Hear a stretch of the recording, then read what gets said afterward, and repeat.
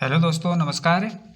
आज है 18 नवंबर और हम 18 नवंबर से बनने वाले करंट अफेयर के क्वेश्चनों पर डिस्कस करने वाले हैं। अगर आप हमारे चैनल पर नए हैं तो हमारे चैनल को सब्सक्राइब करें, वीडियो को लाइक करें, शेयर करें और कमेंट करें। चलिए, आज का पहला क्वेश्चन है, खेलो इंडिया यूनिवर्सिटी गेम्स 2025 का आयोजन किस राज्य में आयोजित किया जाएगा, जिसका शुभंकर खम्मा और गणी को चुना गया है। खेलो इंडिया यूनिवर्सिटी गेम्स 2025 का आयोजन किस राज्य में किया जाएगा, जिनका शुभंकर है वो खम्मा और गनी को चुना गया है। तो किस राज्य के अंदर किया जाएगा? ये किया जाएगा राजस्थान के अंदर। कहाँ किया जाएगा? राजस्थान में।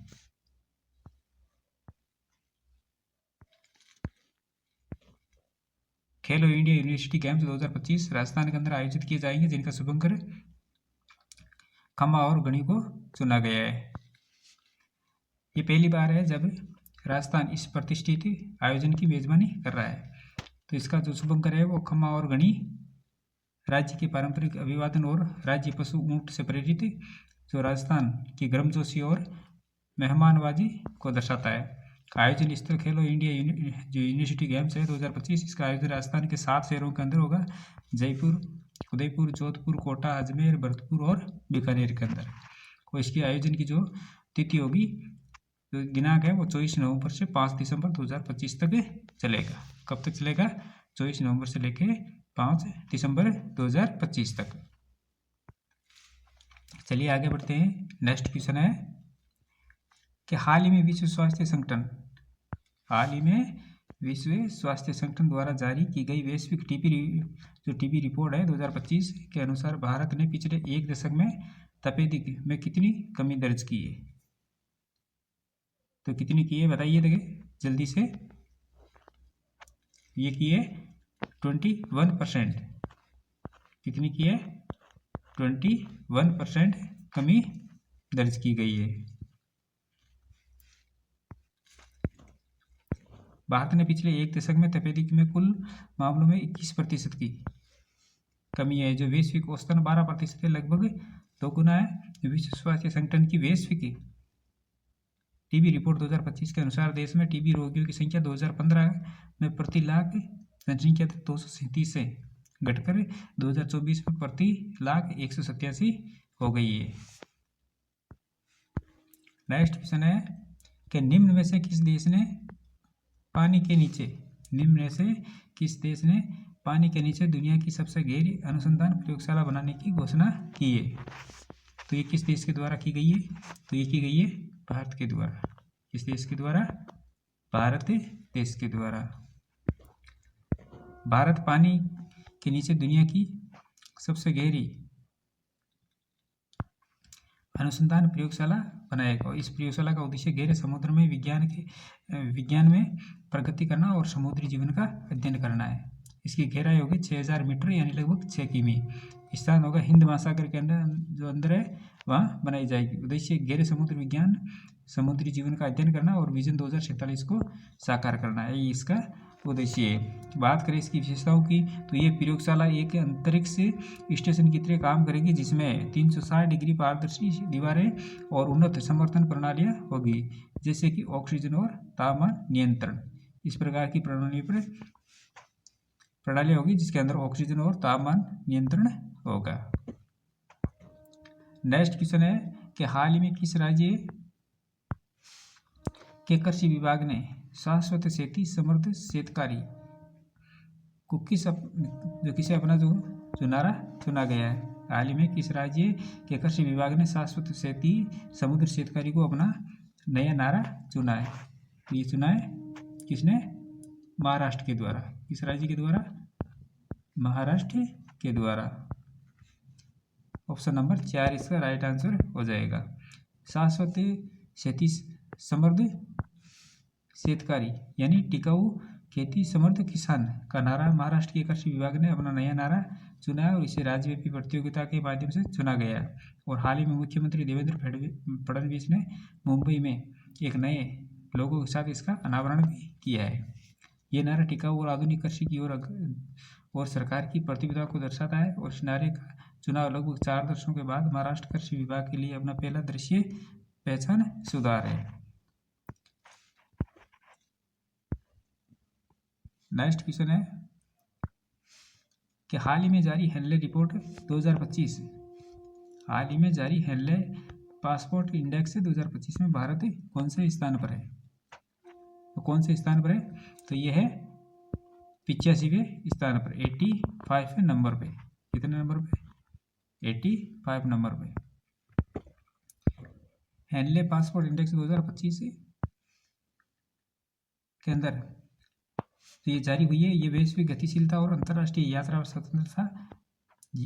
स्वतंत्रता में बदलते रुझानों को दर्शाता है।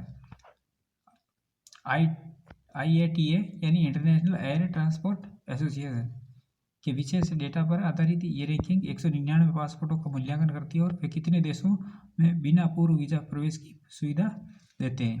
तो 2024 के अंदर 80वें स्थान के रहने के बाद भारत 2025 के अंदर 85वें स्थान पर आ गया है।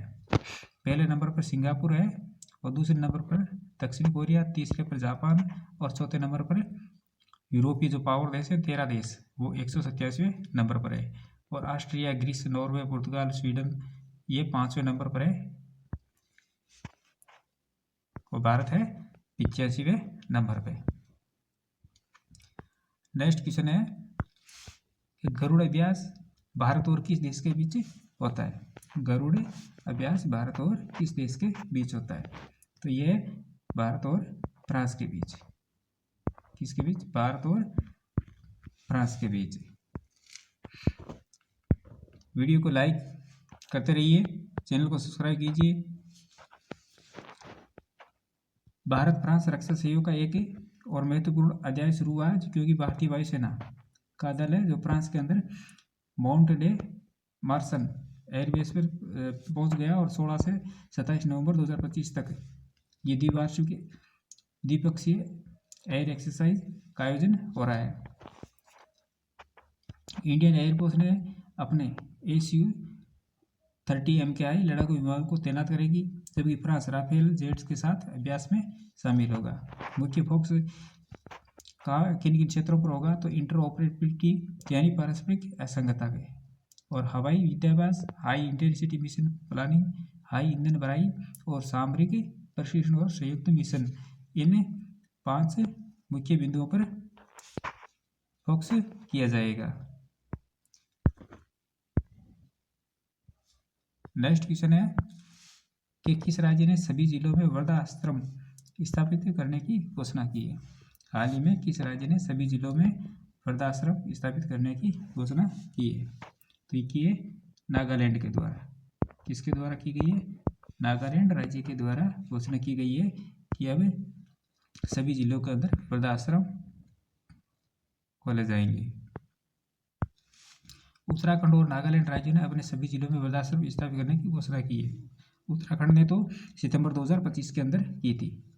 उत्तराखंड के जो मुख्यमंत्री है पुष्कर सिंह धामी ने घोषणा की थी राज्य के सभी जिलों में वृद्धाश्रम यानी वृद्धाश्रम खोले जाएंगे और इस पहल का जो उद्देश्य बुजुर्गों को सम्मानजनक जीवन जीने का अवसर प्रदान करना है। और वर्तमान में कुछ जिलों में पहले से ये जो सरकार और गैर सरकारी संगठनों द्वारा संचालित वृद्धाश्रम है, और बाकी जिलों के अंदर जो नए भवन बनाए जाएंगे और यह इस योजना को लागू की जाएगी।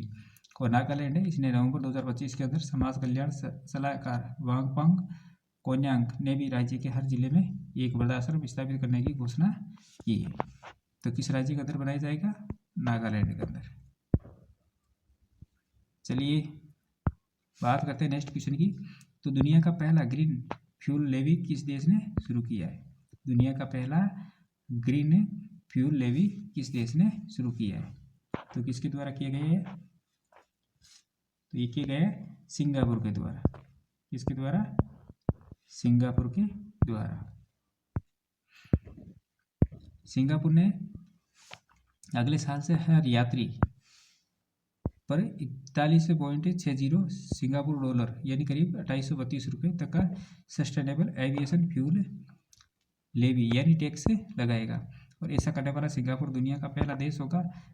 और ये कदम हवाई जहाज से होने वाले प्रदूषण को कम करने की दिशा में एक बड़ा कदम है। ये टैक्स 1 अप्रैल 2026 से बेचे जाने वाले टिकटों पर लागू होगा और ये टिकट अक्टूबर 2026 से सिंगापुर से उड़ान भरने वाले उड़ानों के लिए होंगे। और ये फ्यूल आमतौर पर बेकार तेल या खेती से मिले कचरे से बनाया जाता है।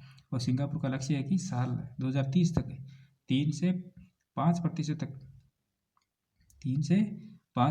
तक सस्टेनेबल एविएशन फ्यूल का इस्तेमाल किया जाएगा।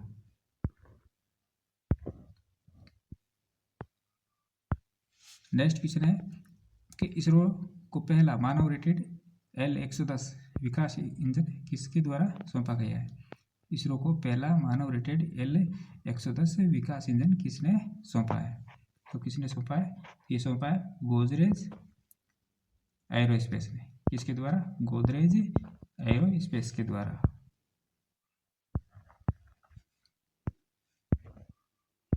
गोदरेज ने इसरो को पहला ह्यूमन रेटेड L-110 चरण विकास इंजन सौंपा है। और ह्यूमन रेटेड इंजन का एक ऐसा इंजन है जिसे अंतरिक्ष यान में मनुष्यों को सुरक्षित रूप से ले जाने के लिए प्रमाणित किया जाता है।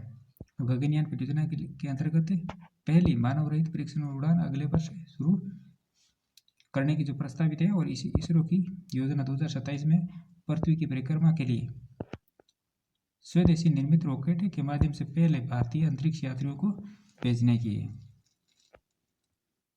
गगनयान मिशन में ह्यूमन रेटेड LVM-3 का उपयोग भारतीय अंतरिक्ष यात्रियों को ले जाने वाले क्रू मॉड्यूल को पृथ्वी की कक्षा में पहुंचाने और उन्हें सुरक्षित वापस लाने के लिए किया जाता है।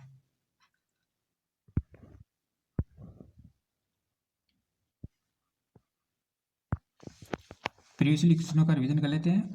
तो गुजरात राज्य में भारतीय सेना द्वारा ब्रह्मशिरा अभ्यास किया गया था।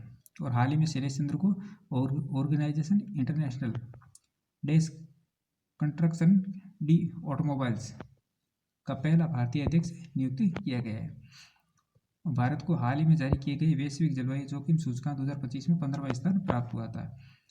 और छठा विनवेक्स सैन्य अभ्यास भारत और वियतनाम के बीच हनोई के अंदर शुरू हुआ है। और इथोपिया देश ने 2027 में COP32 जलवायु शिखर सम्मेलन की मेजबानी करेगा। विश्व दयालुता दिवस 13 नवंबर को मनाया जाता है। भारत देश ने अपने पहले स्वदेशी क्वांटम डायमंड माइक्रोस्कोप को लॉन्च किया है।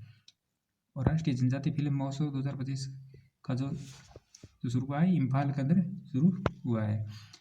संशोधित भारत नेट योजना को राज्यव्यापी रूप से लागू करने वाला पहला जो राज्य है वो पंजाब बन गया है। और हिंदी के लिए बाल साहित्य पुरस्कार 2025 से सुशील शुक्ला को सम्मानित किया गया है। अक्टूबर 2025 में पुरुष वर्ग ICC player of the month Senuran Muthusamy को चुना गया है। तो दोस्तों ये थी हमारी आज की क्लास। इसी प्रकार का महत्वपूर्ण प्रश्नों के साथ कल फिर मिलेंगे। तब तक के लिए धन्यवाद।